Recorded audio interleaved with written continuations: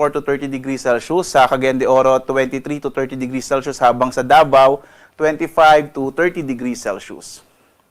Sa lagay naman ng ating karagatan, inaasahan natin banayad hanggang sa katamtaman na magiging pag-alon ng karagatan. Although posible po na medyo malakas yung pag-alon, partikular na sa may kanlurang bahagi ng Luzon, katamtamang mga pag-alon hanggang 1.8 meters na mga taas ng alon, dulot yan ng hanging habagat or southwest monsoon. At mag-ingat din kapag may mga thunderstorms na kung minsan nagpapalakas ng alon ng karagatan. At ito po ang ating inaasang magiging lagay ng panahon para sa mga susunod pa na araw.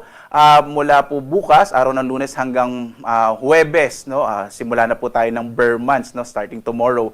Bukas, magiging maulap ang kalangitan sa malaking bahagi ng Metro Manila, Central Luzon, Southern Luzon, malaking bahagi ng Kabisayan at kanlurang bahagi ng Mindanao dulot ng pinagsamang epekto ng low pressure area at southwest monsoon. Pagdating ng araw ng Martes hanggang Miyerkules, magpapatuloy yung maulap na kalangitan at mga kalat-kalat na mga pag-ulan, pagkulog sa Kamaynilaan, kanlurang bahagi ng Northern Luzon, yung area po ng Ilocos Region, at gayon din po sa Central Luzon, Southern Luzon, Western Visayas at Central Visayas, dulot pa rin yan ng hanging habagat. Inaasahan natin itong low pressure area sa mga susunod na araw ay posible pong malusaw. Pagdating naman ng araw ng Huwebes, generally, fair weather sa malaking bahagi ng ating bansa, bagamat posible pa rin yung mga localized thunderstorms sa hapon hanggang sa gabi. Pwede pa rin naman po magbago itong outlook natin, kaya patuloy pong mag-update sa magiging lagay ng panahon dito sa DOST Pag-asa.